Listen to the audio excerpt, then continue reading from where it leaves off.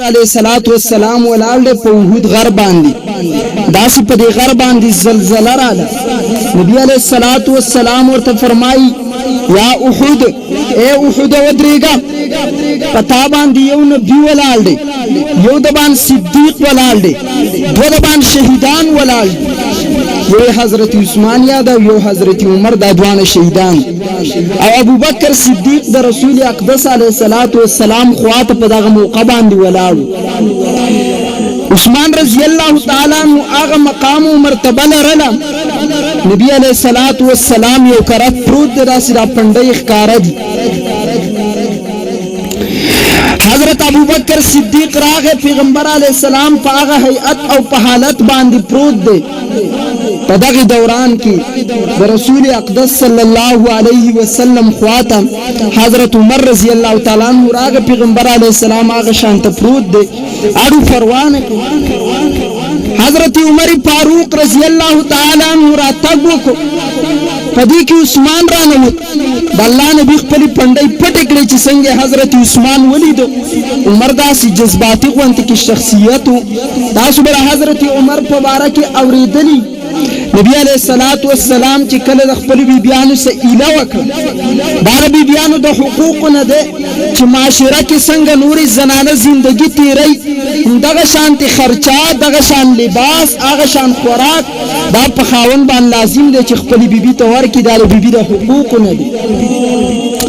خو د پنجابیانو په شان لوبه ټوک او غب نه لګي چې د کور مشریخ پر خزه تا خپل بیبي ته والا کړي دا په اسلام کې نشتا اسلام کې به خرچه سره په خپل لاس کې اخلي رسول الله صلی الله علیه و آله وسلم اغه مبارک تخپل بیبیان را لې چې د الله نبی صحابه کرام خپل بیبیانو ته سونه ورته کړلا غتمه ورته کړلا من تعمیل وکا یو بیبي ورته ماته غتمه وکا یو ورته ماته پیزار والا یو ورته ماته لباس والا د الله نبی ته په دې باندې غوسه ورلا خپش ناراض شو چې زما دې قسم یو میاش بزستاسو خواته ناراضم د نبی علی السلام اله وکړه بره یو کمروا بالخانه به ورته ویلا د الله نبی هغه کمرې ته تګ وکړاړو عمر رضی الله تعالی عنہ فرمایي چې په دغه ورځ شپو کې با زما یو مرګره یو ورځ به زباندو تتلم کار وبار د پاره ابراته په مسجد نبوي کې به د رسول الله علیه الصلاۃ والسلام نه دین زدکاو بل ورځ به زراتلم د نبی علیه السلام نه به دین زدکاو بیا به هغه ته خودو من به داسې په نمبر باندې کاروبارم کاو یو بل ته په نمبر دینم خودو په دغه ورځ باندې چې زما خام تراله ما زما د مرګري زما کور ته داسې سانس نیولې منډه راواله زما دروازه وټکوله عمر فاروق فرمایي چې زرا وتلم ما ته وی چې پیغمبر علیه الصلاۃ والسلام خپل بیبيانو ته طلاق ورکړل دی رسول الله علیه السلام خپشه دی خپل بیبيانو ته طلاق ورکړل دی عمر وای زما لور حضرت حفصه رضی الله تعالی عنها دا هغه زنانه وا چې کله د دې خاون شهید شو عمر فاروق ابو بکر تراغه خپل ورته ابو بکر زما د لور حضرت حفصه سره نکاح وکړ صدیق اکبر خاموش شو عثمان ذوالنورین تراغه عثمان زما د لور حضرت حفصه سره نکاح وکړ حضرت عثمان ذوالنورین رضی الله تعالی عنہ خاموش شو عمر رضی الله ام په دې لکه به خپه شوی لیکن هغه ته پته نه و نور تدی صفای انکار وکړو او نور ورته صفای اقرار وکړو بیا رسول اقدس د حضرت حفصه نکاح په خپل باندې وغوښتا او په خپل ژوندۍ کې راوستا عمر ته ډیره خوشحالي وشوه نو صدیق او عثمان ته پته و چې پیغمبر علی السلام دا غي په وړاندې د دې ذکر کړو چې رسول الله به د عمر د لور سره نکاح کوي دا یو کمالی جمله خبره ده د پیغمبر خدا سلور مرګری دي اولنې صدیق اکبر ده دویم فاروق اعظم ده دریم عثمان ذوالنورین ده سلورم علی المرتضی ده دا سلور خلیفہ راشده دي پیغمبر خدا دیو د ځان سره مرګری کړو برشتي مطلب صرف لګاتل نه ده بلکې د دین مراد قرابت او رشتہ داری ده د دین خاندانونه یې کول دي حضور اقدس صلی الله علیه وسلم د ابوبکر د لور حضرت ام المؤمنین عائشہ صدیقہ سره نکاح وکړه ابو بکر ځان ترا نږدې کو دویم د عمر د لور حضرت حفصه سره نکاح وکړه عمر ځان ترا نږدې کو خپل دوه لونه عثمان ذوالنورین ته په نکاح ورکړي حضرت عثمان ځان ترا نږدې کو خپل لور لختي جګر سیدة نساء اهل الجنه فاطمه الزهرا حضرت علی ته په نکاح ورکړه حضرت علی ځان ترا نږدې کو دا زموږ د نبی طریقه وا چې هغه رشتہ داریان جوړ کړي او خپل صحابه ځان سره نږدې کو رسول الله صلی الله علیه وسلم په نکاح کې حضرت حفصه دا نو عمر ته چې څنګه پته ولګی دا د کار نستړی راغی خرامنډه راغی د نبی علیہ السلام بی بیانو ته وای تاسو رسول الله خپکړل حفصه طلاق درکړل حفصه وای چې طلاق خو نه درا کړی دا عمر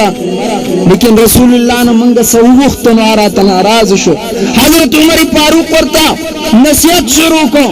ایک تاسو د پیغمبر بی بیان نه د مدینه هر زنانه نبی علیہ السلام نسوک نه منی کوي تاسو نه بخیر بی بیان ورکی او تاسو ته آی بیا پیغمبر په شانتي خاون په نکاح کې میلاو شي په زندګۍ کې به تاسو تر پیغمبر په شان شخصیت میلاو شي چې تاسو رسول الله صلی الله علیه وسلم خپکړل دا نصیحتونه ورته وکړه بیا مسجد نبوي ته راغی داسې غسناک شان کې و د نبی علیه الصلاۃ والسلام د کور یو خادم چې هغه ورته وبراوي هغه د رسول الله علیه السلام د کمرې په دروازه باندې ولاړو عمر ورته ورشه د الله نبی ته وایا حضرت عمر فاروق راغل د الله نبی تاسو سره ملاوي د غواړي هغه وردننه شو عمر فاروق کله مسجد ترازی صحابم خاموش ناس دي نبی علیہ الصلوۃ والسلام تر خادم و چې عمر راغل د الله پیغمبر داسې ډروال رسول الله علیه الصلوۃ والسلام ډروالي او بالکل خاموش ناس تو جواب ورنکړي دی خادم ته چې کله خادم راو ته عمر خواته ورغه او اجازه ته درکا ورته چې عمر پیغمبر علیه الصلوۃ والسلام بالکل خاموش ناس ته هیڅ جواب ما ترانه کو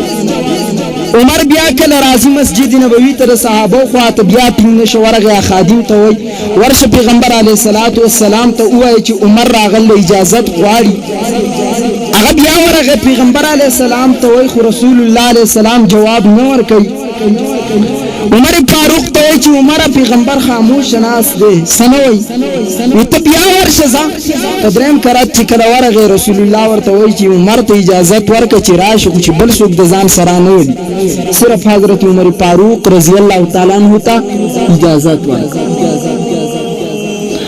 حضور علیہ الصلوۃ والسلام خواته عمر راغه عمر ورته یا رسول الله تاسو بیبیانو ته طلاق ورکړل نبی علیہ السلام ما طلاق نه دی ورکړی عمر وای ما په دې ځل کې دا وعده کړی چې اول به د الله پیغمبر خندوم دا اغه نه بعد نور څه بیا خبرې ما ورته چې د الله رسول من په مدینه منوره کې کله چې من په مکه کې نو زنانه زمون نه یریدي منګه سختونو زمون زنانه یریدي د دې مدینه د زنانه د خاوندانو نه یریږي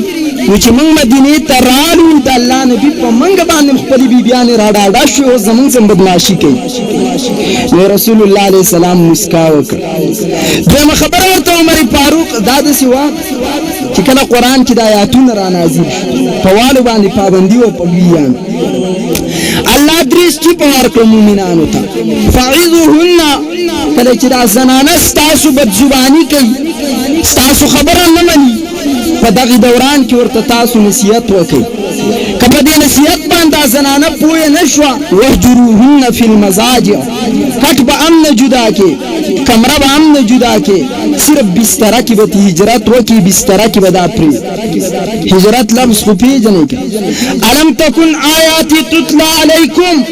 فکنتم علی اعقابکم تنکسون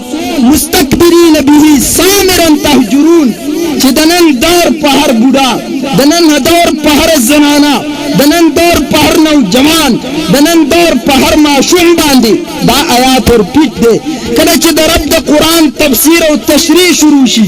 دوی منډي کی په خپل پوند باندې الله فرمایي مستكبرین تکبر کوونکي خلک دي د قران مجید نه روان شي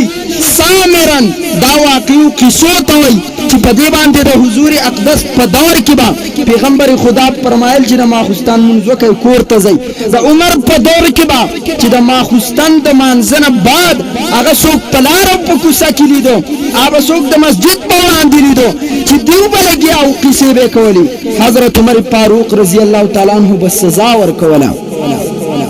قصو ته سامران وای قصې کول کی مسجد کې درس چالو دی دا د مسجد وړاندې وزي د مسجد په مخ کې ناس تل قصې کوي الله فرمایي دا کبر جن دي تهجرون چې قرآن نه هجرت کوي منډې ته وای خپل پوند باندې تکبر کوونکي دي بیا وتلی بار قصې کوي مریم نواز واده کړه نواز شریف لندن ته وشتو عمران خان خسړې دی ایمن ولی خان ګستاخی وکړه مولانا جلسه وکړه بس په دې قصو کې مصروفي درب قرآن دي دن په مسجد کې خو لیکيږي د په سفر وا رسول الله عليه السلام صحابه ته وایي چې وهجروهن فی المضاجع الله قرآن وایي چې چرته تاسو د زنانه تاسو په نصیحت پوه نشو خبره په نصیحت کې وانه غست بیا تاسو د دې سه بستر جدا کړئ وضربوهن کچرته بیان دا ټیک نشو او دې تلار صحیح برابر نشو الله جل جلاله فرمای بیا په گزار وکړه د الله پیغمبر علیه الصلاۃ والسلام د دې تشریح وکړه چې وضربوهن غیر متبرج تاسو اوخی خود سینا چې تاسو په نشانونه جوړ کړئ تاسو ورته مخ وخی نه صرف دباو پیو کوي داسې روشان سپیړه ورکه واسي خرش وکا لکه هغه یو مارو پیر سے بیات طریقت کړو چې پیر سے زستا مرید جوړیږي پیر سے ورته فرمایل چې ها زما مرید شوی وګوره کار به مارستا دای چې خلق بچی چینو اور تیل جی پیر سے بس تاسو حکم دے زب خلق بیان نچی چم پیر سے ورته وای چې خلق نچی چا مارم طریقت کړو د پیر مرید دی وس خلق نچی چی سوخ بعد دا پیر سے پلار باندې روان دي دا مرید ماری یو غاړي ته غریب داسې ټکنه شوی د پیر ورته وای چې مرید کله نا کله خرازه اور ته پیر سے د درتلونه وته ولی څه چل شوی رستا خدا شکل انداسي بیګار شوی نو مار ورته وای چې پیر سے نو تارا طویل چې خلق مچی چا زه خو خلق نه چیچم نو دا واړه ما شومان من پکانو باندې ولي گنجې کړم تکنه کړم پیر سے ورته وای چې والله دې ته د نیکی هدایت وکي ما خو درته وی چې خلق مچی چنو مطلب دا نه دی چې ته بالکل د ځان عاجز جوړ کا چې ما شوم تا پکانی باندې ولي دا سپساد دی پزان کړل دا خرش پرش کله نا کله کوا نو دا خرش پرش په خزه پکار دی د سی بالکل دلتوم نه پکار چې بس خزستانه خپکیږي بسترن نه اجدا کوي زمون پر پښتنو کې دوه طبقې دي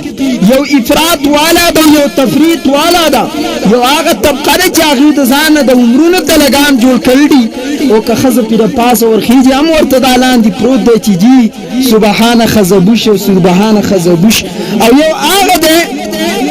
چې هغه طبقه بیان هغه ذات لوخي چې هغه وال پورز د قیامت په فداران یو کیږي زمن قرآن من توي چې اول نصيحت وکاو بیا ورسه بستر جدا کو بیا خیر داسې د مار پشان پرش وکا مار چې چل نه کې خاص پرش کوي من ته قرآن دا طریقه خي زمن دا سکي دا تفریط والا زیاتی والا چې دی اول سم وډبای چې سم نه شي بیا ته خفاشي چې هغه بیا هم سم نه شي دا ورته بیا اخیره کې نصيحت شروع قرآن منی خود پاستر تر خپل منی او یو طبقه زمون په پښتنو کې هغه دا چې هغه بيخي ځان دل کړل خرچه د خزه پلاس کې وراچل چې دا اسلام نه مني خزه بغیر د اجازه ته د کور اوسي بغیر د اجازه ته د کور نه صدقه ور کوي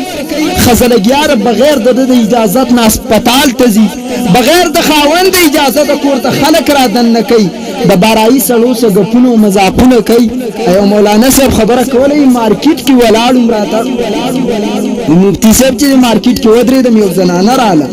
مارکیټ والا می مرګره زنانه را دن نشو میرینګ ورته راغی نو خاوند دی و د سعودي عرب خزي ته وی چې خزي چرته وی خزي ورته وی چې زه هسپتال کې نو ما یو پخرش وخندل چې یا رب نن سبا د مارکیټ نه هسپتال جوړ شي نو کومه ښځه چې د خاوند د اجازه ته بغیر د کور نه بهر ته وځي د اسمان هغه ملائکې چې الله دی خاوند له پیدا کړي دي عام پې لعنت وایي د رب لعنت هم پرې راورېږي او د لعنت سبب سي چې دا د خیر نه محروموي نه د الله رحم په دې راځي نه به دا چېرته خاوند ته ښایسته شي نه به دا په زندګۍ کې چېرته د سکون زندګي تېرې هسې به ځان له خوشحالي ورکوي خو خوشحالي به نه وي دا د لعنت سببونه دا به یو سپېره شي دا که بوډۍ شي د دې نه به سکون واغستی شي نو یو هغه خلک دي چې هغوی بلکل ځان مړ کړی دی خرش پرش نه کوي یو هغه خلک دي چې بلکل چک لګوي خرش پرش نه کوي نو صرف خرش پرش به کوي داسې ګزار به ورله ورکړي چې صرف پوه شي چې زما را خاوند څه نه څه جذباتي دی څه پکې شته هغه دوه ورونو واده کړی و چې واده شپې و یو کمرې ته ورته مشر رور دی بل کشر رور دی مشر چې کمرې ته نوت نو جیبونه ډک کړل دي هر څه راغستي دي د ښځې خوا ته کمرې ته ور دننه شو ښځې ته وایي چې ته خو زما سکون یې زه خو نن سړی شوم چې ته دې کور ته رالې دا کور په تا باندې ډېر ښایسته شو او دا چمچې ډبلی او مټایي هم رالي چکلیټ هم رالي ګوتمې هم جوړه کړله په ګوته ورته کېښوده چې ته زما یو زه ستا یم زه خو ستا غلام یم دویم طرف ته کشر و چې هلک هوښیار چالاک و چې کله کمرې ته نوت کور کې یو خور وه خور ته ویې چې خور جانې کمرې ته څنګ نه وځم نو ما پسې یو چرګوټی را دننه کړ نو کشر چې کوم وخت کې کمرې ته نوځي د خور پسې د بار نه چرګوټی ور وشاړو هغه فوراً په جب کې چاقو ورسره دی چاقو یې راواغستو دا چرګ یې حلال کړو کشر ستا دا جرأت چې ته زما کمرې ته بغیر اجازه ته رالي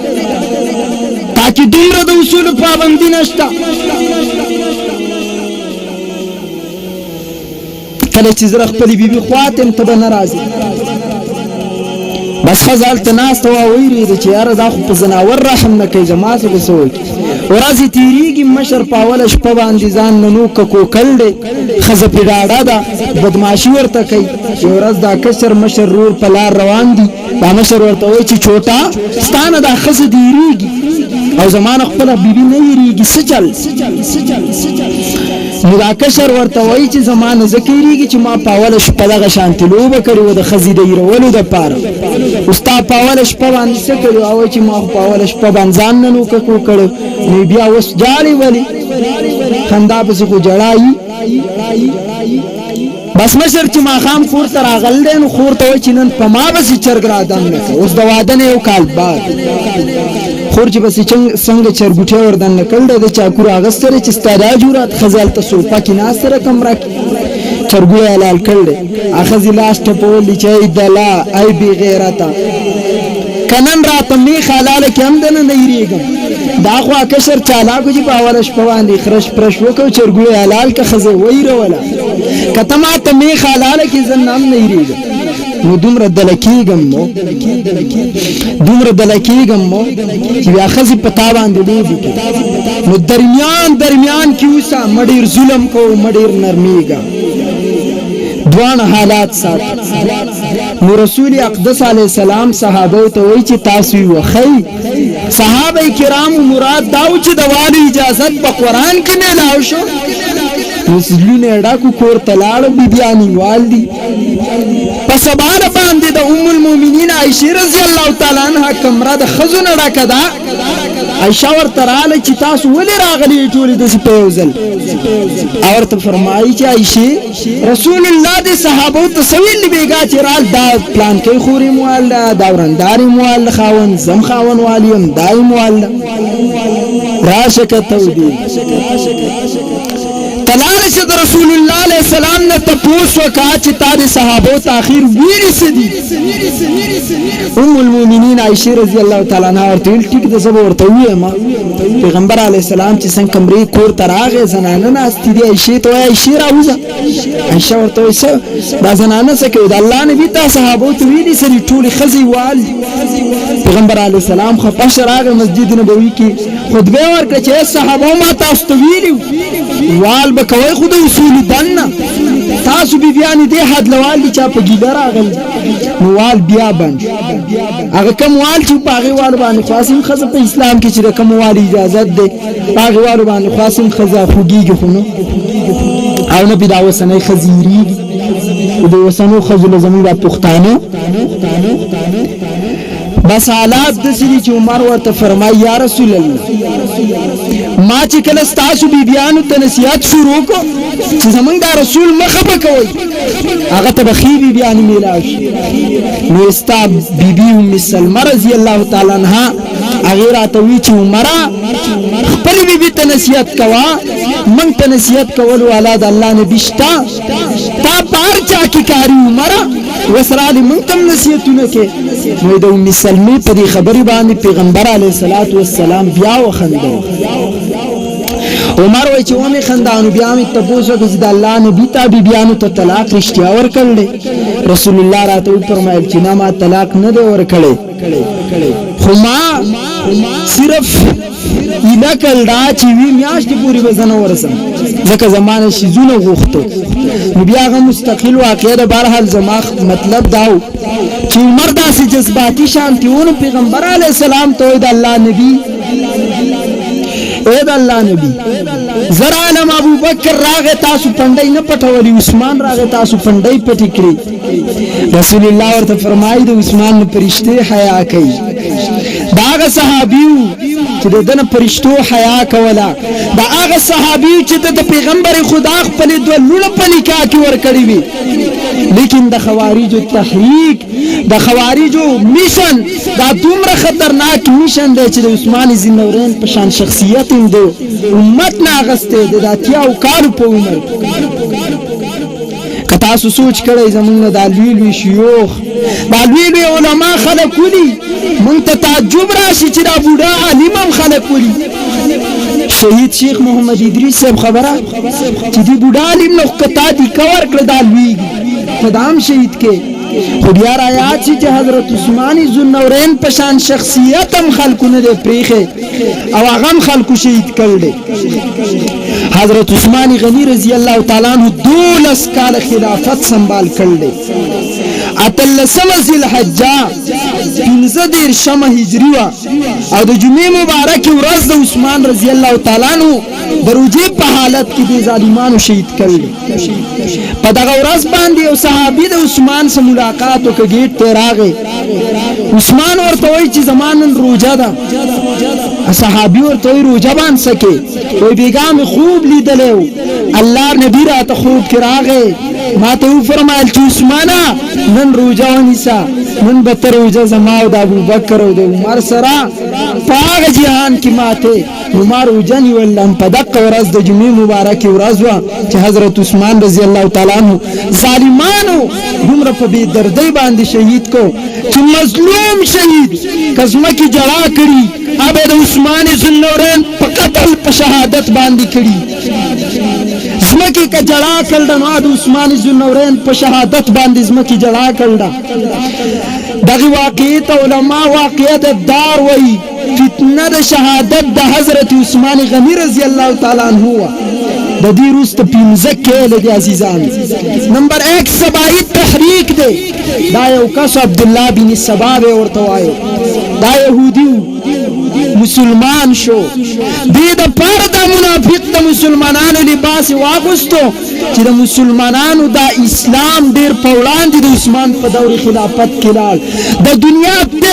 ته اسلام روانو رسیدو د يهودو همیشه کوشش داده دا هغه ذلیل دي چې په دې غضب درب همیشه دي د ټول دنیا نه زیات تجربات الله دې قوم تور کړي لیکن دا قوم ترنه پوری کامیاب نشو دې قوم عبد الله دا دې قوم همیشه سره پاره د دنیا د مذهبونو سره جګړه کړي عیسی علی السلام په حق دلایل راغی يهود انکار وکاو رب قرآن کې ذکر کوي دیو هغه خلق تیار کړو چې د عیسی علی السلام اصلي دین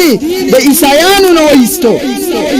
نو آئین په غلطو باندې ځان سر کړو. یعنی دیو یوازې د اسلام په خلاف کوششونه نه کوي بلکې دیو د دنیا د یو مذهب په خلاف باندې همیشه لپاره لګیای کوشش کوي. دمن په لاس کې تصویر اغستې وي ګیره غټه کړې وه پټکی په سر کړی رومیان په سر راچیلو پنسې راوچتې کړي اوږده اوږده منځونه کوي او خلکو عبادت ته راشئ خلکو منځ وکئ یو مکار او فریبداره کس اکثر چې تاله څوک زهر درکوي دا زهر به تاله دا انسان د مټایي په نوم باندې درکوي. عبدالله بن سبا دی منافق مسلمانانو ته دوکم په دغې ورکوله چې ځان یې ښه جوړ خدا و منافق په ظاهره صرف مسلمان شوی دی. اولنۍ ناره د دا لګا وکړه چې علي وصي رسول الله صلی الله علیه وسلم د علي په باره کې د الله نبي وصیت کړی دا ناره په مصر کې ولګوله بیا لال دا ناره په کوفه کې ولګوله بیا لال دا ناره په بصره کې ولګوله. خلک د حضرت عثمان ذوالنورین رضی الله تعالی عنہ خلاف او دا ناره په دې وجه لګوله چې د ذی الحجې د میاشتې په مطابقت سره به درته وویل فاطمه ذی الحجه اتلسمه ذی الحجه ده اتلسمه ذی الحجه وه او لسمه هجري وه کله چې رسول الله علیه السلام اخیری حج ادا کړو کوم ته چې حجة الوداع وایي رسول الله یمن ته حضرت علی لیږلی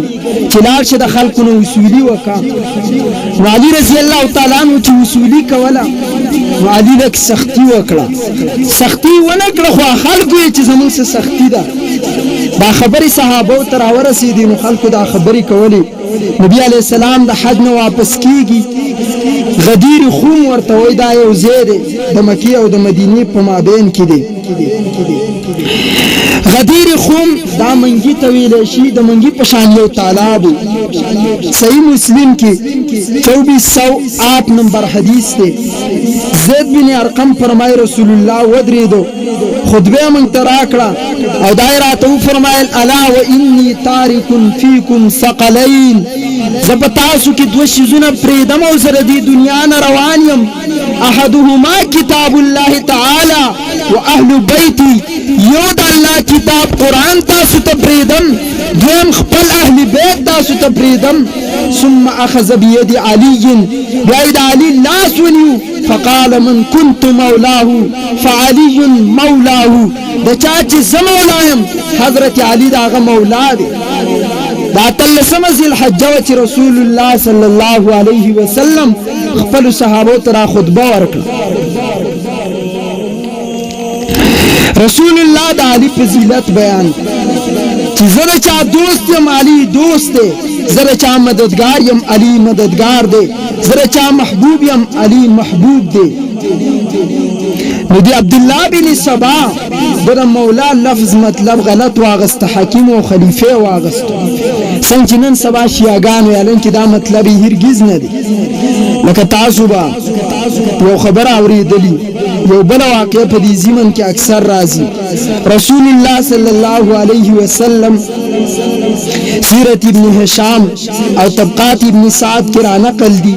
رسول الله علیه السلام تشفیت سوار رااله یعنی په خوانو پاسونو سوار دي سوار لس علیمان دي د عیسایانو دا ورته رالو شپېته کسان دي سوار لس پکې صرف علیمان دي دریخمو د عجوبې اغوستي دي په سرونو باندې پټکي پراته دي په لاسو کې ورسه ګوتمې ورسه دي د سرو زرو درې پکې مرکزي خلک دي یو ته ابو حارثه وایي چې دا د ټولو نه مضبوطو د جسم نه غټو عالمو په دې سینه باندې یو صلیب چې و د صلیب دا نشان دا یې پرې راځوړند کړی و دویم ته سید وایو دا د قوم سردارو د شکل نم ښایسته او قیمتي لباس یې اغوستی و دریم ته عاقب وایو دا ډېر چالاک سیاست والا سړی و امیر او مشیر یې ورته وایو په اوښانو باندې سواره دي تحفې ورسه دي په دې تحفو کې جامین دي سپین زرم دي سره زرو ګوتمې دي راغستې دي او پیزارې په خپو باندې مسجد نبوي ته را داخل شو په مازیګر وخت و دوی د مشرق طرف ته مخ واړه او مونځ وکړه صحابه کرام را روان شو چې دوی منع کی عیسایان چې څنګه د الله د نبی په مسجد کې په لبا په خپو باندې پیزار دی را دن نشو او بیا مشرق طرف ته مونځ کوي د الله د نبی جمعات د مسجد نبوي رسول الله علیه السلام ورته فرمایي پرېږدئ چې خپل مونځ خپل عبادت وکړي د مازدیګر وخت غزوه تبوک نه بعد دا شو په 9 هجری کې په ذوالحجه کې په مدینه منوره کې مسجد نبوي کې 9 ذوالحجه د ذوالحجې میاشت 9 هجری و دا نجران چې ورته دا د نجران نه راغلي او نجران په یمن کې وی علاقه ده چې 3 او یا بستیان یعنی غټ غټ کلی پدې کې 1,00,000 عیسایان پدې کې آباد دي د نجران د ټولو نه غټ مذهبي مرکز به چورته وایو هغه د نجران د عیسایان د ټولو نه غټ مذهبي مرکز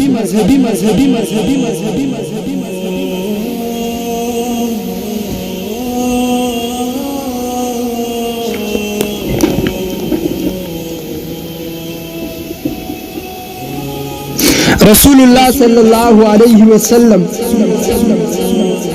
3 ورځې پوری د دې سره مناظره روانه ده د نبی علیه الصلاۃ والسلام ورسره مناظره ده او مناظره په موضوع د دی چې عیسی علیه الصلاۃ والسلام د عیسائی مناظر دعوت وکړه مناظر د دیو ابو حارثه بن علقمه او دا په دغه وخت کې د ټولو نه غټ پادری دی خلکو ورته اسقف وایو په لکونو خلک به په اقتدا کې روانو او دایمانو ابو حارثه وی چې عیسی علیه السلام د الله زوی دی عیسی علیه السلام د الله زوی دی عیسی علیه السلام د 3 خدایانو نه یو خدای دی دا د عیسایانو عقل توب دی رسول الله ورته قرآن سورة ال عمران آیاتونه را نازل شو ان مثل عیسی کمثل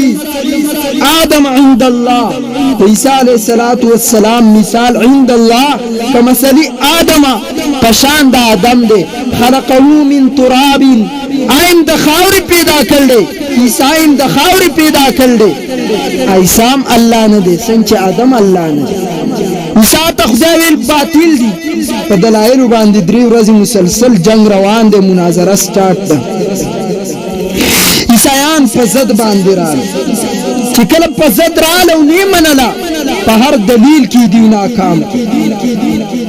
اول دی عیسایان ورته وایي چې زموږ یو خطیب راغلی خطیب پاس هغه بیان وکړ رسول الله علیه السلام د انصارونو یو خطیب هغه ته پاس او تم بیان چاغیو خطیب په مقابله کې راوس پیغمبر علیه السلام ورته خطیب په مقابله کې راوس هغه زمون سره شاعر دی چې کله هغه شاعر په مقابله کې راوس پیغمبر علیه السلام حضرت حسان ته وی حسان فاستم پاشارو کې مقابله وکړه دریم نمبر هغه ابو حارثه په دلایل کې را مخ کې کو پیغمبر علی السلام په خپل باندې راوړاندې شي چې د دلیل جنگ بزت یعنی کستاره طرف نه خطیب راضي زماره طرف نه خطیب راضي کستاره طرف نه شاعر راضي زماره طرف نه شاعر راضي کله چې د دلیل جنگ راغی حضور علی الصلوات والسلام په خپل باندې د دلیل جنگ تراوت او دلایل جنگ شروع چې کله دی ډیر زړه شروع کو دلیل نه مان په هر دلیل کې ناکام کړی عیسایان نو الله ورته د مباهله آیات را نازل کو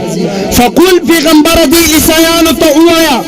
ندعو ابناءنا وابناءكم وانفسنا وانفسكم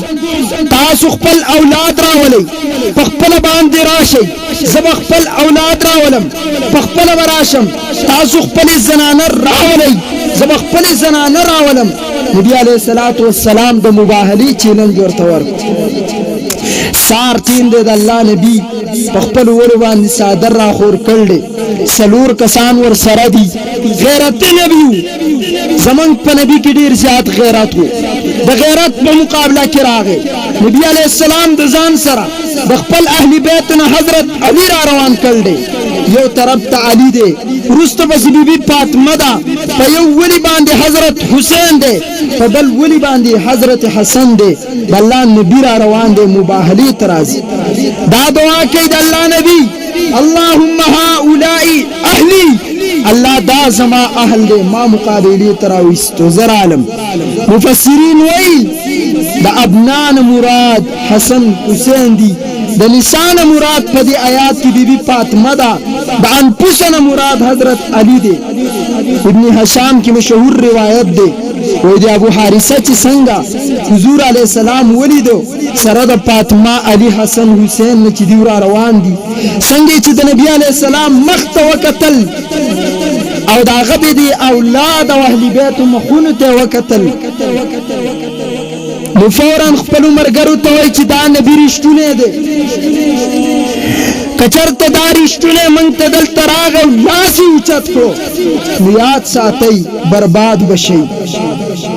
او تاسو نو پا نجران کی بیو کانم پخپل زی پاتی نشی، اللہ ورصدا سے عمل وکی.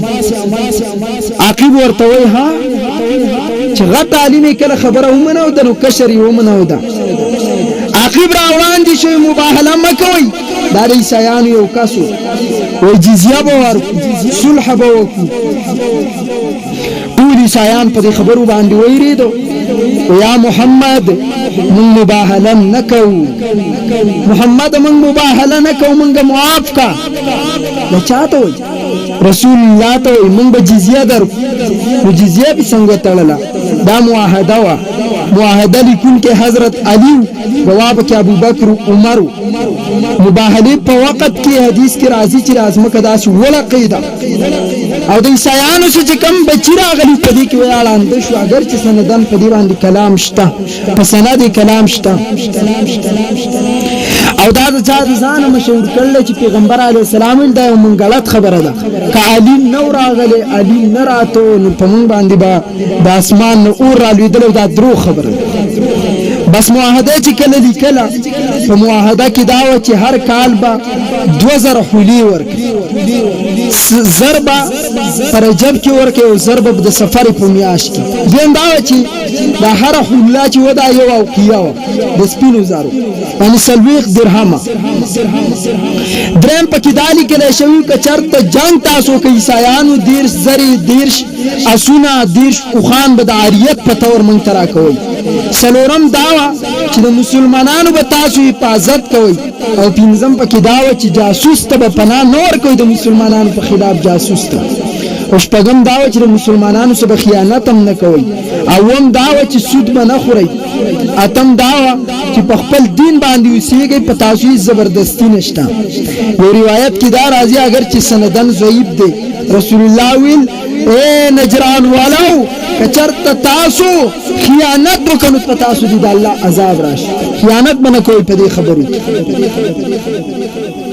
اور رسول اللہ علیہ السلام شیعگان داوی پا دا خبر کی چی نبی علیہ السلام دا مباحلی پا ورز باندی دا علی ناسو چت کو دا لپزی و احازا نفس منگی منو چی انپوسنا و انپوسکم پا انپوسنا کہ حضرت علی رضی اللہ تعالیٰ عنہ داخل لے. حضور علیہ السلام حضرت علی پدی کی داخل کر لے چی انفسنا نو دیوئی چی ابو بکر عمر عثمان ورسن اعوذ باللہ زیادے کر لے. لکہ سنگ چی عبداللہ بن سباوی چی وسیع رسول اللہ فغدیر خون باندید اللہ نبی صلی اللہ علیہ وسلم فرمائلیو من کنت مولا فعلی مولاہو بچا چیز مولایم علی مولا دے. منگوائی نبی غنبار ویلیو بچا چیز دوست یم دا مولا مانا دوست و مددگار دے، علی دوست و مددگار دے. من خود انکار نہ دیکھے. منگور توائی چی شیعگانو حضراتو تاسو چوائی پیغمبر نفسی ویل دے ابو بکر عمر عثمان زیادے کل دے دا علی سا علی خلیفہ پکارو نو نفس سنگ خلیفہ کی گی. خلیفہ خوئی دے دا چی دا نفس نبادی نو که علی چرتا انفسنا شی دا پیغمبر نفس شی نو علی بیا خلیفہ کی گی سنگا نفس دا نفس سنگ خلیفہ کی گی. خلیفہ خو با زما بچے جوڑی گی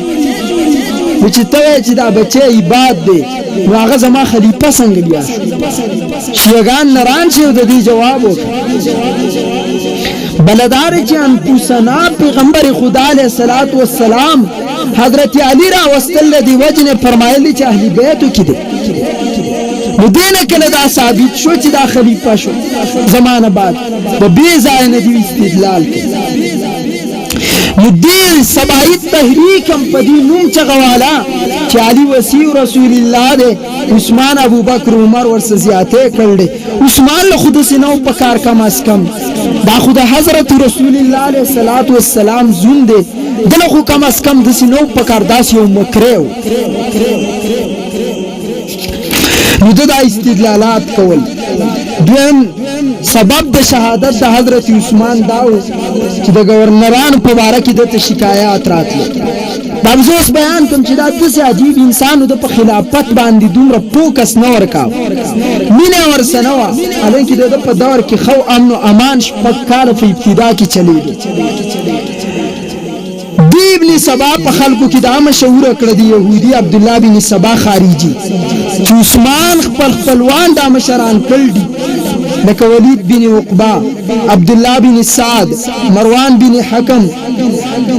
مخالفینو دې تقریبا فروری ویلا دا نوم ورته ورکړي چې عثمان خپل خلک مشران کړ دي او دا د توجه نه ورکړي په نور خلکو باندې دریم نمبر دوی دا مشهور کړ چې د قرآن مصحف عثماني عثمان رضی الله تعالی عنہ د قرآن باقی مصحفونه ختم کو صرف یو مصحف پریخو دا غم د خپل دا وسوګر عثمان په خلکو باندې خپل منمانی کوي دا ورته بل جوړ او سلورم ورته دا د عثمان رضی الله تعالی عنہ د شهادت سبب دا جوړ شو چې عثمان کې ډیر نرم دیلی و خوارج ته سزا ور نکړه او نه به صحابه ته د اجازه ورکاو چې جنگ وکړي کنا ابو هريره هغه خپل لشکر را روان کړي او راغلی دا مطالبه کړي و چې ماته اجازه راکړي چې زور سره جنگ وکم عثمان ویل چې نه زنه غواړم چې په مدینه منوره کې قتل قتال وشي د شوال میاشو او 15 شمه هجری و د حج په باندې مدینه منوره ته د مصر 600 د کوپی 400 او د بصری 400 خوارج یعنی باغیان داران کله چې دی ورال د دې ټول تعداد سوار لسو جوړیږي سوار لسو کسان دي خوارج دار اولیګل او په دې وخت کې د صحابه کرامو تقسیم یو قسمه شوی دی تقسیم په دې ترو باندې وشو په دغه دور کې چې عائشہ رضی الله تعالی عنها او ډیر صحابه هغه څخه حج تراغل صحابه په نور علاقو کې دي لکه امیر معاویه په شام کې د مسلمانانو زمره شیر حضرت امیر معاویه رضی الله تعالی عنہ په شام کې دي سپ یو ځګین کې په jihad کې په یو کار کې مصروف سپ بل کې مدینه منوره کې دومره صحابه کرام نشتا او خوارج एकदम داسې پوری رال دویم طرف ته پروپاګاندا مشهور شوی د ډیر غټ سازش روان دی د کلونو نه یعنی شپږ کال مسلسل دا مهنت روان شپږ کال ابتدایي ډیر پر امن بیا باقي شپږ کال ډیر سخت کوشش د حضرت عثمان رضی الله تعالی عنہ په خلاف باندې وشو زمون خلفای راشدین د دې خوارجو د لاس تني دا ډیر خطرناک خلک دي په ابتدا کې ودی خپل نوم خپل آداب د مسلمانانو ته ډیر خسته خي چې روستو بیا کله دور راشي بیا د مسلمانانو تاسوسي چې دا موږ په سخرو په روان داسې شنو د دې حقیقت راوځي خو ډیر وخت لګي چې بیا استاله کم حوالی ته تبا کړي انګريز پتا کې ګوتی و ته فزان نه پیږي خارختي دي ځان جوړ کړل ډیر ایښ شي مسلمانانو پدیش پګما دیر شمه هجری کې د کی جنگ جمله مرته وي چې دام شوی حضرت عثمان رضی الله تعالی عنہ داغه شهادت واقع شروع عثمان رضی الله تعالی عنہ شهادت حضرت علی په دغه وخت کې په مدینه منوره کې طلحه بن عبید الله دی زبیر ابن العوام رضی الله تعالی عنہ د لوی صحابه کرام په دغه وخت کې دي عثمان چاته اجازه نور کوي صحابه کرام چې کله وکدای خبره رااله چې عثمان اقربا فروری کوي په دې کې صحابه کرام رال مشران چې عثمان باغیان راوتی دي عثمان دا به ډیر غټ نقصان جوړ کی عثمان به د خلافت لارې ته اکثر لاس ډیر نه راچا بس دې بناسو د قران سره ډیر غټ مینه او تلاوت وکاو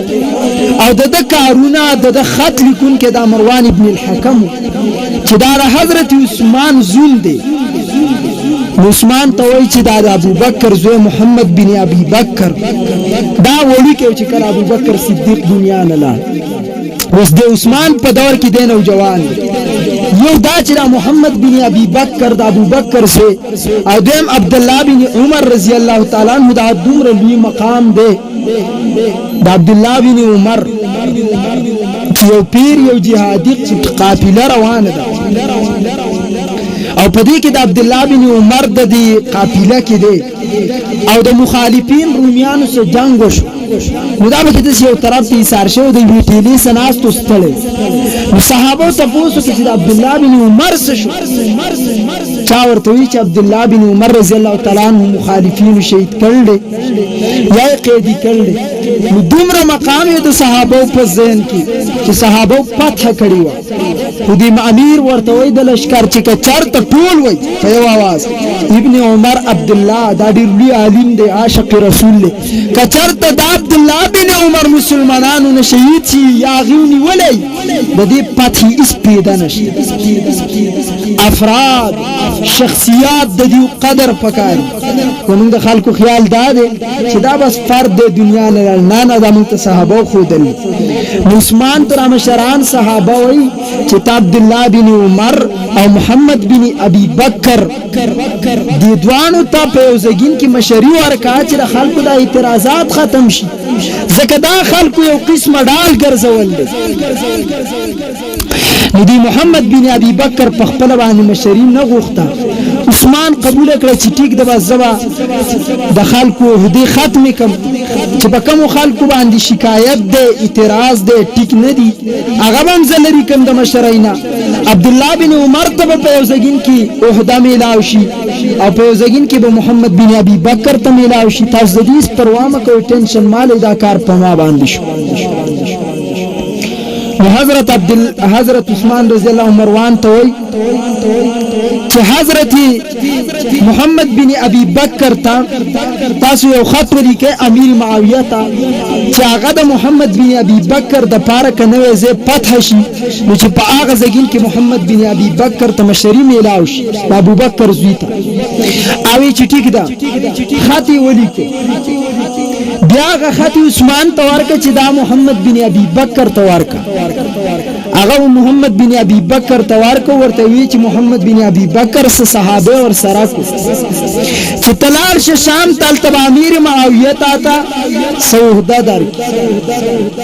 او چې ډیره خده را روان شه دا خط ور سره دی دا مروان ډیر غټ ظالم منافق د په خط کې لیکلی چې امیر معاویه زماره طرف نه تا ته حکم دی وس د خط د ختم دغه سره د مروان سره او عثمان په اعتمادم کوي چې زما زوم دی دا به غلط کار نه کوي ورته وای چې کله تا ته د حضرت محمد بن ابي بکر دا تا ته کله در ورسیږي کنه قتل یک سره د دې مرګرو قتل او د عثمان د ختم مهر په لګول محمد بن ابي بکر خط خو نه کتل بس روان دي شام ته او کار غلط دي مروان کړل مسلمانان خل دیم طرف د عبد الله بن سبا او دا غلط کرته دي مروان سری روایت کی راضی چې د پخپل د دریو راضی مخ کی ډال د خاتنه او شام ته رسیدو شام نو واپس را روان چې حضرت امیر معاویه رضی الله تعالی عنہ بشان شخصیت تم دا پته ولګي چې دا خط مروان نه دی لیکل دا عثمان دی کړي دومره رامیتو او دیم طرف ته دا چې خوارج سره کسان پوکړه چې په دې لار پمینس کې تاسو ورشه او حضرت محمد بن ابي بکر رضی الله تعالی عنہ هغه تراونی سي چې په دې خط کې عثمان ستاره قتل حکم جاری کړي نو د لار پمینس کې ولرال ورته محمد بن ابي بکر چرته دا ورته وایي چې ماته عثمان رضی الله تعالی عنہ خط را کړل امیر معاویه ته شام ته وي تارا خط دی قتل دی اور تو چې نمی دی کتلې ته له کولاو خو ککن څنګه محمد بن ابي بکر دا خط کولاو کو پاغي کې د قتل حکم جاری ورته وګور عثمان ستاره قتل حکم لیکل چې امیر معاویه څنګه ته محمد بن ابي بکر دغه چې کوم مرګري ورسادي دا چې څنګه تاسو درورسي نو فورا ختم کو قتل عام ډېر خپاشو هغه خواته چې ورسره کم صحیح صحابه سبق خو خوارج مومنان سکي هغه ته چې ګوره عثمان رضی الله تعالی عنہ ما خود ته نه وی چې ما ته ودارا ک تاسو ورته ویل نو د سما د قتل حکم جاری کو نو عثمان ر قتل حکم جاری کړل نه د امیر معاویه دا کارو نه محمد بن ابي بکر مشری غوښتا دا ټول کار مروان خراب نو چې کله رال بیر تر واپس چې راځي چې ورش عثمان نه تاسو کو دا تاسو چل کړ رال نو خوارج موقع غنیمت وګاڼه رال او د عثمان د کور نه محاصره وکړه صحابه رال چې عثمان دا خط تالی کړل عثمان چې خط مانه دی لیکلو دا دستخط پستا دی جی ها او یو کې راځي چې کم غلام له دا خط ورکړي دا رسولو بشو علامه جلال الدین سیوطی را نقل کړل چې حضرت عثمان رضی الله تعالی عنہ داغه غلام نو دا خط دا غسو بل خاتو لار کې د خوارج او غراونی د مروان بل خط هغه تور کړل چې تعمیر معاویه تر خط نو داغه د وجه نه دا راز راوته بهرحال چې سم محمد بن ابي بکر ورته چې عثمان التر خوارج په فتنه کې ورنو یعنی هغه غریب ته پته نشته چې دا خط مروان لیکل دی مروان دا نه غوښتو چې د حضرت عثمان رضی الله تعالی عنہ خلافت قائم شاګر چې زون دی د محمد بن ابي بکر مشری داغه نه نشو برداشت کیږي د عبد الله بن عمر مشری ته نشو برداشت کیږي داخله کی خوارج د سی موجودي صحابه ورته وی چې تمنګ ته مروان والا کو عثمان ورته چې مروان خو زه تاسو ته एकदम نشم حواله کوله بس په دغه دوران کې خوارج ویلو ګورئ راځي د عثمان د کور نه چا پګیر چا پیر واچي حضرت علی په مابین کې کوشش د خبرې کوي چې جنگ ونه شي صحابه هم د کوشش کوي چې دا کومه خوارج او فتنه را میټاو شي دا مروان مون تاواله شي خو عثمان مروان حواله نه او دا به وی چې ختمان دستخط زماده غلام زماده دا ختمه نه دی لیکل دا مروان لیکل نو مروان مون تاواله کا غناواله کا د سراغست ده بهرحال سلوی خرزر حضرت عثمان ذوالنورین د کور نه گیر چاپیر خوارج گیرا چی نس عثمان صحابه ته اجازه ورکړي دومره رحم دله دي زما د نبی په وطن کې قتل او قتال ونشي نو مشران صحابه علی ته وی چې علی ته ورشه دي عثمان ته وای چې شام ته لاړ شه التستاد ترزوی امیر معاویه رضی الله تعالی عنہ استابل ته حفاظت موش دا فتنه بم دلته په قلار میټاو شي عثمان وی چې دلته می مرګ قبول دی د رسول الله په وطن کې خودي وطن پر خودو ته تیار نیم صحابه بیا مونږ ته اجازه را چې خوارج سره جنگ وکړو دودھ کا دودھ پانی کا پانی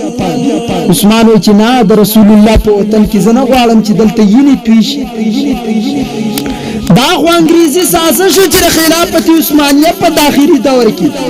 د مسلمانانو سنی اهل سنت علما یې توی کړی په حرم شریف کې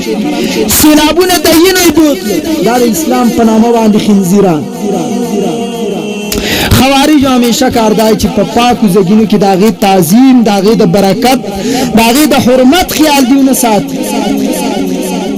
په عثمان په کور باندې خوراک سکا کمبل او تروی او بابا د سمندر راتلی خوږی او بم نه میلاوي دي یو ځل د مبارک راخکاره شه د کور په دی دروازه باندې پاسه ورته چې خلکو تاسو ماته وایي دا کم مسجد نبوی چې تاسو تخکاری د مسجد نبوی له چې کله زمکه اغسته کیدا نو دې کې پیسې چا ور کړی دی ورته چې تاوی ونه بیا ما ولې نه پرې دی په دې کې مونستا مونږ په باندې کړو په مسجد نبوی هغه غلی شو بیا ورته چې دا کم کوی مخامخ دی مسجد نبوی ته بعد يهودي او مسلمانانو ته خوږي وبنميلاوي دي الله نبی فرمایل چې څوک وي چې هغه سما صحابه له دا کوی والی و ما پیسې را واغستو دا يهودي نه می دا کوی ورته واغستو دا خو منه الها بیا ما ته وبله دین ولینه میلاوي هغه بیا خاموش. حضرت عثمان ذوالنورین باندې دومره سخت پیرداری ولګیدا او په دې کې دا خپل د ظلم مزاج شهادت ته شو جنگ جدالي نه غوښتو. علي رضی الله تعالی عنہ رب تعالی په دې کوم وخت کې چې عثمان شهید کیږي ام په دغه ورځ باندې ورته حضرت علي خپل زامن حسن او حسین ته وبار کړی چې دا ویسي تاسو د پیغمبر نوسیان تاسو قدر هر څوک تاسو ته څوک سنوي. علي به هم نشه پرې خو یک تنها د حضرت علي هغه دا وبر واغستو د عثمان کور ته راوړي. په سلويختم ورځ حضرت عثمان ته خوږي وب میلاو. بیا ورته حضرت علي وایي چې حسنین او تاسو لاړ شئ د عثمان په دروازه باندې ودرېږئ فیرداری تاسو ورکوي تاسو ته څوک سنوي. جلال الدین سے غالبا یو کتاب کې مالی دلی چې یو غشه د حضرت حسین کله حسن باندې چلیدل مو لګیدل دیو د کور په دروازه باندې راوړی چې کله د کور په دروازه باندې راوړی په دې کې مختلف قسمه خلق شامل دي. د حضرت عثمان ذوالنورین رضی الله تعالی عنہ دا ورته ما په تفصیل بیان کړو دا ډیر ټیم زمون نه عادي.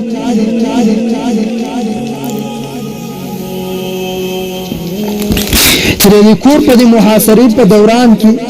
حسن او حسین علي رضی الله تعالی عنہ حفاظت ته ودرولي. نور صحابه به کوم دفاع ته ولاړو. د عثمان حکم دا چې قتل او قتال مکوئ. علي برابطه ساتله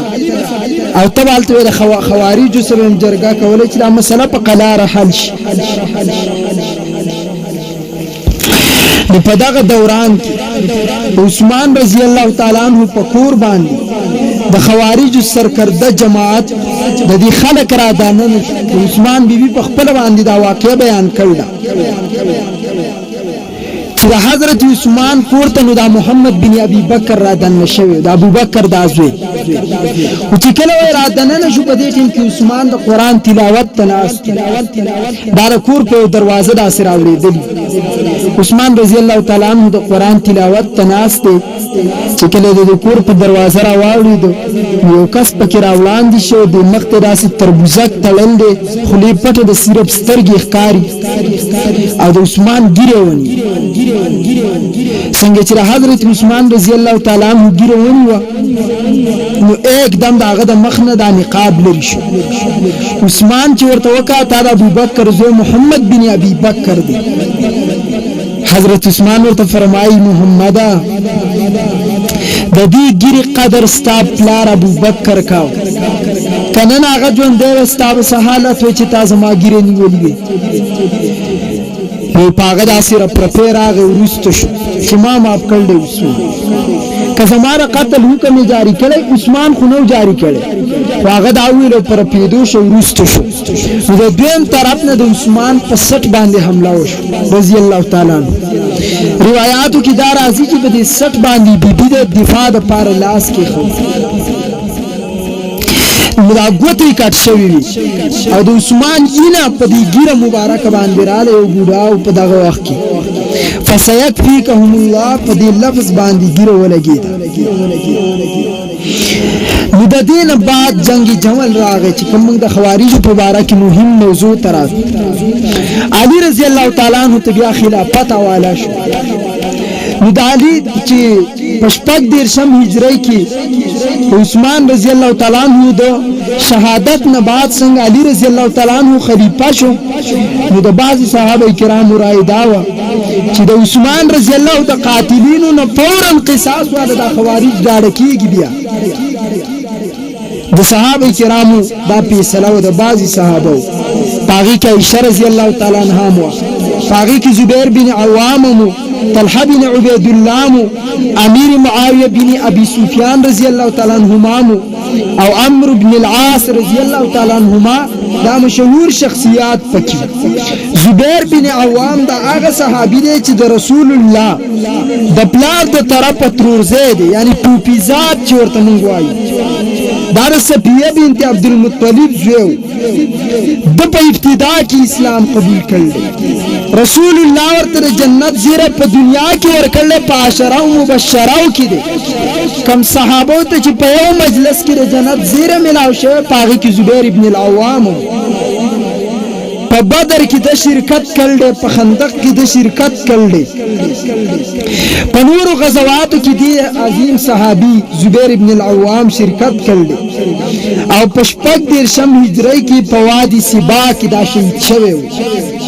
جابر بن عبد الله فرمایي د الله نبی فرمایل ان لكل نبي حواريه د هر نبی حواری وحواري زبير بن العوام او زما حواری چې دا زبير بن العوام دی جنگ جمل په موقع ورته حضرت علی رضی الله تعالی عنہ چې کله مخامخ شو د بصری ته تلو د عائشه سره د علی سے خلافت باندې بیعت وکړو بیا په دې کې د رائے مختلف شو اجتهادي اختلاف راغی چې ایک دم د عثمان د قاتلینو نه د عثمان د شهادت انتقام بدل واغسته شي مدعا او حضرت طلحه بن عبید الله دی مکه ترال سره د عائشه نه دی بصری ته بیاله زبیر بن العوام رضی الله تعالی عنہ چې کله بصره کې او د جنگ جمل د مقسم جوړ شو د علی سره ملاقات شوه دی چې کله میلاو شو علی ورته تا ته یاد نه دی چې رسول الله علیه السلام فرمایلی انک ستقاتل علیا وانت له ظالم تبه د علی سره جنگ کې هغه وخت کې به ظلم کول والای چې تکله د علی سره جنگ چرته علی سره جنگ ونه کې ګوره تبه بیا ظلم والای کې تا د علی رضی الله تعالی عنہ سره جنگ وکړو دا اوس د جنگ وړاندې د زبیر ابن العوام او د علی رضی الله تعالی عنہ ملاقات شوه څنګه زبیر رضی الله تعالی عنہ واوریدو فورا وای چې علی ما ته یاد شو جنگ پرې خو د چې بس جنگ نه کو ځکه صحابه دې ټول راخونو ته خدا به کیو خيار دې ته غاړي ته شو پلار باندې روان دي پنا خبرې کې پیو کس راغی عمله پیو کړ عمرو بن جرمز نومو حضرت زبیر ابن العوام رضی الله په وادي سبا کې حضرت شهید توره د دراواغستا د عمرو بن جرمزو حضرت علی مخ ته راوړ خیالي دا چې علی به ماته انعام راکړي او زبیر خو جنگ پرې خو د جنگ روان شوی چې څنګه دا توره د علی رضی الله مخ ته راوړ چې چرته علی به ماته انعام راکړي چې د عبد الله بن زبیر شهید کو علی رضی الله تعالی عنہ چې څنګه د زبیر توره وینا ولیدا نو فورا ویل بشر قاتل ابن صفیه بالنار د ابن صفیه زوی حضرت زبیر بن العوام چې چا قتل کړي شهید کړي دي د علی د طرف نه هغه ته پور زیره دې پیواله ولی چې دا تاسو کړي ظالم د خو جنگ پرې خو دا خو د رسول الله صحابي تر د سره جنگ علی رضی الله تعالی عنہ او زبیر دا دوان د عبد الله عبد المطلب د خاندان نو تر زامن راځي دوان یو شان د عثمان رضی الله تعالی عنہ داغه په دې قتل کې په کم دوران کې چې حضرت عثمان شهید کیږي په قاتلینو کې یو قول دار چې کنانه بن بشر تجيبي ورته وایي دویم سودان بن حمران دریم عمرو بن حمیق خزاعی ورته خزاعی او په بعض روایتو کې عافقی بن حرب جبلة بن الایهم دارانه وتی دي د عثمان رضی الله تعالی عنہ په قتل پس خو زمونږ د اهل سنت راجح رائے دار چې باغیانو د خوارج شهید کړل په مظلوم تور باندې او دا 35 هجری وا عیسوی کال 650 مسوي کې په مدینه منوره کې حضرت عثمان چې کله شهید شو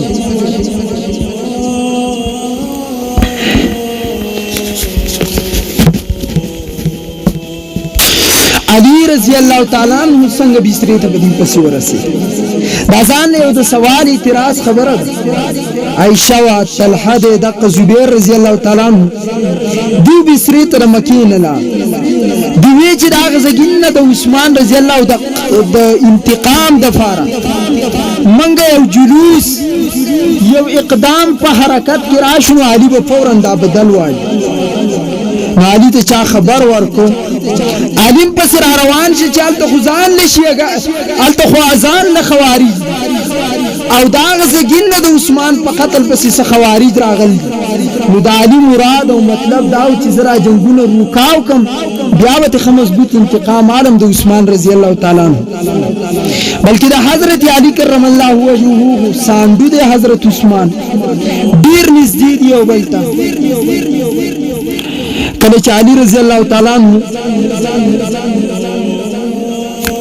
هغه بسری تراتن دا مراد دا چې بسرا کې چرته جنگ جګړه جوړ نشي او حضرت عائشه ته خپل نقصان ونه رسي دا علي او د عائشه رضی الله تعالی عنہ چې کله ملاقات وشو نو دوی خو په احترام دی او بل سسون هو د دې پیشنګوی نبی علی السلام د مخ کې علي ته ورکړی و علي ګوره چې کله استاد عائشه سره جنگ راشي نو عائشه رضی الله تعالی عنها ته سموایا او عزت احترام ورکړه علي ته تعجب کړو چې د الله نبی له زما هم د حضرت عائشه سره جنگ راځي چې د حضرت عائشه سره جنگ کوم بیا چې کله دا جنگ شروع شو علي رضی الله تعالی عنہ او عائشه د صلح وکړه صلح په خپل مابین کې وشو خپ احترام باندې او د دوانو مطلب هم صلح و بس ټیک د علي باول خلافت مضبوط چې د اغه نه بعد با حضرت علي د عثمان قاتلین نه بدل علي د عثمان رضی الله تعالی عنہ قاتلین په بسرا کې دي چې پته ولګي د راغي خو مراد دا چې د مسلمانان تر بتر شي په فرقواریت کې تقسیم شي دیو بل څه په جنگ جګړې د پیغمبر بیبي د پیغمبر اهلی بیت په خپل مابین کې په جګړې داغینه خدا نه شو کې دا واغوي چې کایشي او علي چرته جوړ وکړه وسواره پورا خبره په صحابه غوتی موچته وي پورا معلوماتي خبره ده چې حضرت علي او عائشه په خپل مابین کې جوړ وکړي نو دوی خو بیا موږ نه پریدي ځکه موږ عثمان په شانت عظیم شخصیت قتل کړل شهید کړل نو دې خوارج شپې تشفیق په کار شروع علي په خپل لخر کې دي ام المؤمنین عائشه خپل لخر صحابه دي دوه طرف ته صحابه دي خوارج رال په یو لخر کې نو خوارج رال په بل لخر کې نو د حضرت علي رضی الله تعالی عنہ په لخر کې ام خوارج نه وتی دومره دیو زور کړل شپږ کال تحریک چلیدل او د حضرت عائشه په لخر کې نو وتی شپش د علي د طرف په لخر کې چې داغه کم خوارج